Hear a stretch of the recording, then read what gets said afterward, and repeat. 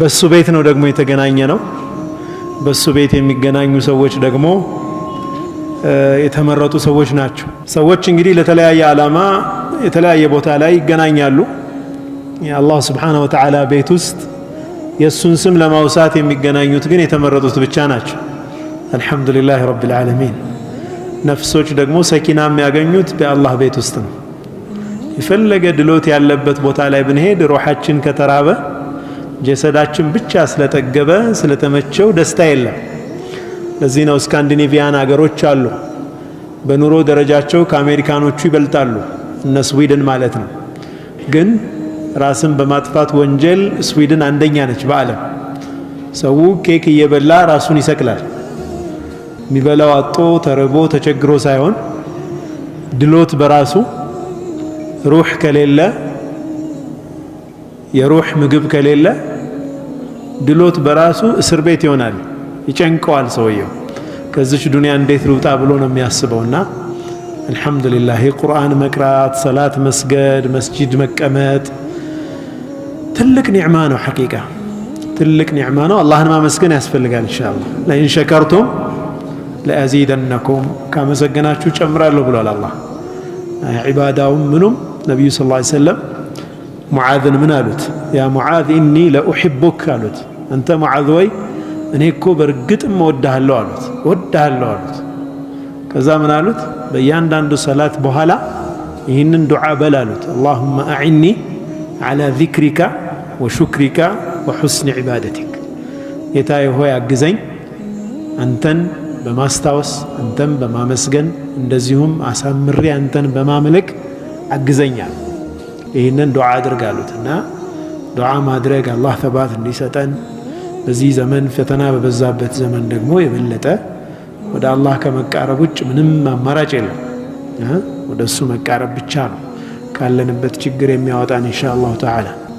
የዛሬ ርዕሳችን አንድ የቀልብ ምግብ ደግሞ እናያለን ኢንሻአላህ። አርዳ ቢቀዳኢላህ ዐዘ ወጀል የአላህ Subhanahu Wa Ta'alaን ውሳኔ ወዶ ስለመቀበል ነው የምናየው ዛሬ።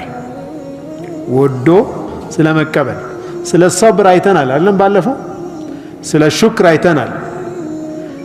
ሰብር አለ፣ ትዕግስት ነው። ምንድነው ልዩነቱስ? ትዕግስትና የአላህን ውሳኔ መቀበል ሪዳ፣ ሰብርና ሪዳ ምንድነው ልዩነታቸው የሚለውንም እናያለን ኢንሻአላህ። ሪዳ ከሰብር በላይ የሆነ ደግሞ ሌላ ዓለም መሆኑን እናያለን በአላህ ፈቃድ። እንግዲህ የሰው ልጅ በዱንያ ላይ ባለፈው አንድ ነገር ተባብለን ነበር። ዱንያ ምን ጊዜም ከፈተና ነፃ የሆነች ዓለም ነች እንዴ? አይደለችም። በሁሉም የሰው ልጅ ሁኔታ የሰው ልጅ ይፈተናል። ሲመቸውም ይፈተናል፣ ሳይመቸውም ይፈተናል።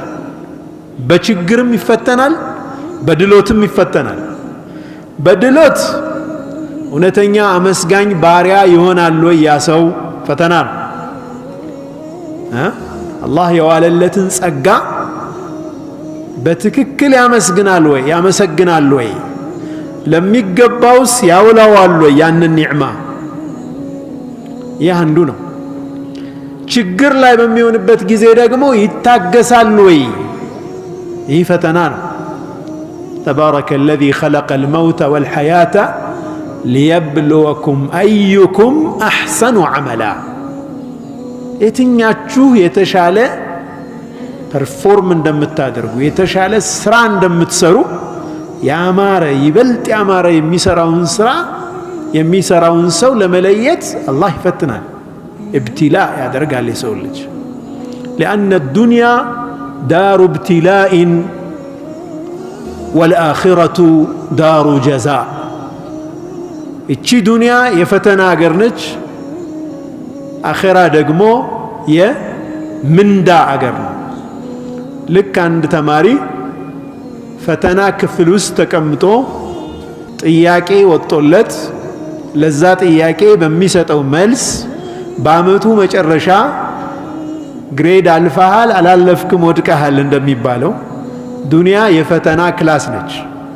እዚች የፈተና ክላስ ውስጥ ብዙ ጥያቄዎች አሉ። ብዙ ፈተናዎች አሉ። እነኛም ፈተናዎች አንድ ሰው በምን መልኩ ያልፋል? የድሎትም ይሁን የችግር ፈተናዎችን እንዴት ይወጣል? ታዲያ በማይፈልገው ክስተት ላይ በማንወደው በችግር ጊዜ ሰዎች ሁለት አይነት ደረጃ አላቸው። ሁለት አይነት ሪስፖንስ ወይም ምላሽ ሊኖራቸው ይችላል። ሁለቱም መልካም ናቸው፣ ግን አንዱ ካንዱ ደግሞ የበለጠ ከፍ ያለ ነው። አንደኛው ደረጀቱ ሪዳ ነው። ያንን ችግር ያንን መከራ ወዶ መቀበል የመቻል ደረጃ አለ። ይሄ ትልቅ ደረጃ ነው። ወደረጀቱ ሰብር አለ፣ ታግሶ ማለፍ ደረጃ አለ። ግልጽ ነው አለ። ታግሰው የሚያልፉ አሉ። ወደውት ተቀብለውት ደስተኛ ሆነውበት በችግር ውስጥ የሚያልፉ አሉ። በጣም አጂብ ነው አይደል? ችግር ደርሶባቸዋል፣ ግን ራዲን በጣም ደስተኞች ናቸው። ተቀብለውታል ያንን ነገር። ምንድነው ልዩነታቸው በሁለቱ? ሪዳ ወዶ የመቀበል በችግር የመደሰት ፈድሉን መንዱቡን ኢለይ ትርፍ የሆነ በጣም የሚወደድ ተግባር ነው። ወሰብሩ ዋጅቡን ዐለል ሙእሚን ሐትሙን በአንድ ሙእሚን ላይ ትዕግስት ግዴታ ነው። ማንኛውም ሙእሚን ለሚደርስበት ችግር መታገስ ግዴታው ነው። ሪዳስ ከትዕግስት ከፍ ያለ ሌላ ደረጃ ነው። ወዶ መቀበል መንዱብ ነው። ያ በጣም የተወደደ ነገር ነው። እዛ ደረጃ ላይ ለመድረስ ብዙ ትግል ይፈልጋል ማለት ነው። አህሉ ሪዳ እነዚህ የተቀበሉ ሰዎች፣ ችግርን መከራን ወደው የሚቀበሉ ሰዎች ለምንድነው ወደው የሚቀበሉት ሲባል አንዳንዴ ይህንን ፈተና ያመጣውን ጀለ ወዓላ አላሁ ስብሓነሁ ወተዓላን ጥበቡን ይመለከቱበታል። በዛ ውስጥ ينظرون إلى حكمة المولى عز وجل حكمة አለው ጥበብ አለው ይህንን ያደረገበት ይላል። ለባህሪያው የመረጠውን ነገር ያስቡና ያን ፈተና ያመጣው አላሁ ስብሓነሁ ወተዓላ ጥበበኛ ስለሆነ የሱ ምርጫ ነው ኸይሩ ብለው ይወዱታል። ያንን ነገር የመጣውን መከራ እኮ ነው፣ ለሰው ሲታይ መከራ ነው። እነሱ ግን ይወዱታል። ሕክማውን አናቀውም። አንድ ዳዕያ ምን ሲል ሰማሁ አንድ መሐደራ ላይ ሰውየው ሙሉ ሸለል ይሄ ሙሉ ፓራላይዝድ ነው።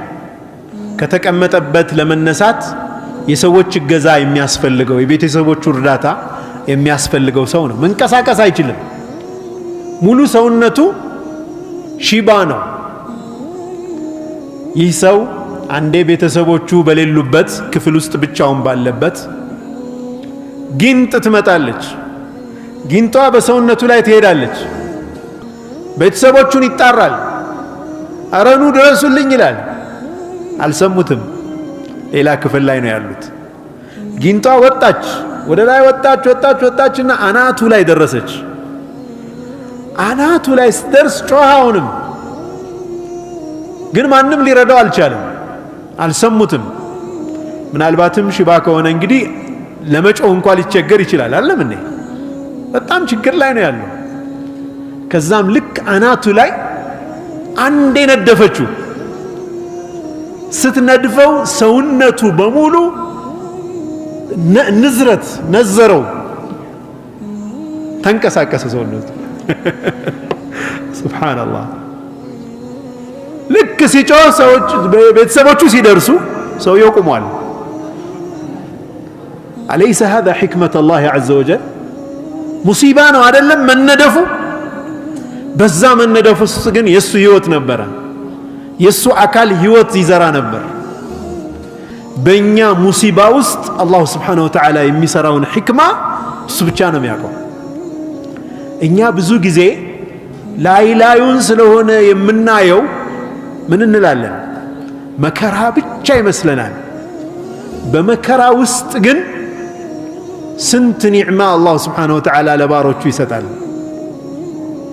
ሁሌ ሱረቱል ካህፍ እንቀራለን አይደለም እንዴ? ሱረቱል ካህፍ መቅራት ሱና ነው። ጁሙዓ ሱረቱል ካህፍ ውስጥ በህይወታችን ሁሌ በተደጋጋሚ የሚከሰትን ነገር አላህ ስብሓነሁ ወተዓላ በሰይድና ኸድርና በነቢዩላህ ሙሳ ዓለይሂ ሰላም ታሪክ ውስጥ ይነግረናል። በዕለት ከዕለት እንቅስቃሴያችን የሚያጋጥመንን እውነታ ማለት ነው። እንደምታስታውሱት ነቢዩላህ ሙሳ ዓለይሂ ሰላም በኒ እስራኤሎች ካንተ በላይ ማን አለ አዋቂ ብሎ ጠየቋቸው፣ ሊፈትኗቸው። አረ ከበኒ እስራኤልማ ከኔ በላይ አዋቂ የለም አሉ። አሃ ሙሳ ይህን አልክ እንዴ? በል እንግዳው አንድ ባሪያ ያለን እሱ ጋር ሂደህ ተማር ተባሉ። ባህር አቋርጠው ብዙ ተጉዘው ሰይድና ኸድር ዓለይሂ ሰላም ጋር ተገናኙ። መጀመሪያ ውላቸው ምን ሆነ? እኔ ምላሹን ሳልነግርህ በፊት እኔ ሳላብራራልህ አንድም ጥያቄ ላትጠይቅ ተባባሉ። እሺ በዚህ ቃል ቀጠሉ። ልክ መጀመሪያ ጉዞ እንደጀመሩ ከሚጫወቱ ህፃናት መካከል አንዱን ህፃን አንስተው ገደሉት። ማን? ሰይድና ኸድር ዓለይሂ ሰላም። ሙሳ ዓለይሂ ሰላም አተቅቱሉ ነፍሰን ቢገይሪ ነፍስ፣ እንዴት ህይወት ያላጠፋ ነፍስ ዝም ብለህ ትገላለህ? እንዴት ይሆናል አሉ። ተው ሙሳ አሉ፣ ቃልህን ጠብቅ። አትጠይቅ አላልኩህም? እሺ አልጠይቅም። ቀጠሉ። አሁን በመርከብ ተሳፍረው መሄድ ነበረባቸው። የመርከቡ ባለቤቶች በነፃ ትልልቅ ሰዎች ናቸው ብሎ አሳፈሯቸው። ልክ ከተሳፈሩ በኋላ አዲስ ናት መርከቧ። መርከቧን መብሳት ጀመሩ። ሰይድና ኸድር እንዴት ይሆናል ይሄ አሉ። ሰይድና ሙሳ ዓለይሂ ሰላም እንዴት ትበሳለህ የሰው መርከብ? ተው አላልኩህም? እሺ ከዚህ በኋላ ከጠየቅ መለያያችን ይሁን አሉ ነቢዩላህ ሙሳ ዓለይሂ ሰላም። በራሳቸው ላይ ፍርድ ሰጡ። እሺ ቀጠሉ። አሁን ከመርከብ ወርደው አንድ ሰፈር ጋር ገቡ። ያ ሰፈር ህብረተሰቡ እንግዳ ማስተናገድ ብዙም ባህሉ ያልሆነ ነበር። ርቧቸዋል፣ ተቸግረዋል። ግን ወዲያውኑ ደግሞ አንድ ግንብ ሊፈርስ የተቃረበ ግንብ አዩና ሰይድና ኸድር ምን አሉ? ሙሳ ና ይህንን አፍርሰን እንደገና እንገነባዋለን አሏቸው። ለው ሽእተ ለተኸዝተ ዓለይህ አጅራ፣ ከፈለክ እኮ ምንዳ መውሰድ እንችል ነበር፣ የገነባንበትን ክፍያ አስከፍለን ራታችንን በላ ነበር ማለታቸው። ሃዛ ፊራቁ በይኒ ወበይኒካ፣ ይኸው እንግዲህ የመለያያችን ነው፣ ኸላስ ከአንተ ጋር ጨረስኳል። ባይሆን እያንዳንዷ የሰራዋትን ነገር ምክንያቷን እነግርሃለሁ፣ ሕክማውን እነግርሃለሁ አሉ። ሕክማውንም ነገሯቸው። ምን አሉ? መጀመሪያ የተገደለው ሕፃን ልጅ አላህ ስብሓነሁ ወተዓላ ይህ ሕፃን አድጎ ቤተሰቦቹን በሙሉ እንደሚያጠም ያውቅ ነበር እና ሊተካላቸውም ፈለገ ሳሊሕ የሆነ ልጅ። በጣም የሚገርመው ነገር የተገደለባትም እናት ይህንን ሕክማ ስለማታቅ ሌላ የተተካላትን ልጅ ያኛው ልጅ እኮ ቢኖር ሁለት ይሆኑልኝ ነበር ትላለች። አለምን ግን እሷንም ቤተሰቡንም የሚያጠፋ ስለሆነ አላህ ስብሓነሁ ወተዓላ ፈአራደ ረቡከ አን የብድለሁማ ከዛ የተሻለ ኸይረኛ የሆነ ሳሊሕ ልጅ ሊተካቸው ፈለገ። እሺ መርከቧማ ከፊት ለፊታቸው ንጉሥ አለ። ያ ንጉሥ መርከቦችን ይቀማል፣ ይዘርፋል። እቺ መርከብ ደግሞ የችግረኞች አክሲዮን ነች። ችግረኞች አክሲዮን አዋጠው የገዟት መርከብ ነች። ዝም ብላ ከሄደች ጤነኛ ከሆነች ልትዘረፍ ነው። እቺ የተበሳች ከሆነችስ እቺ አትጠቅምም ብሎ ንጉሱ ይተውላቸውና እነሱ ጠግነው ይጠቀማሉ አላቸው። ሱብሃንአላህ። ሶስተኛውስ ሳሊሕ የሆነ ሰው ነበር። ልጆቹ ገና ህፃናት ናቸው። ለነሱ የተወው ድልብ አለ፣ ውርስ አለ እዛ ስር ላይ የተቀበረ።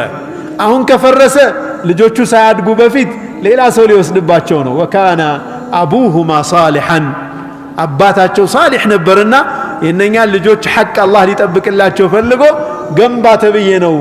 ወማ ፈዐልቱሁ ሚን አምሪያ እኔ በራሴ የሰራሁት አይደለም የአላህ ስብሓነሁ ወተዓላ ትእዛዝ ነው።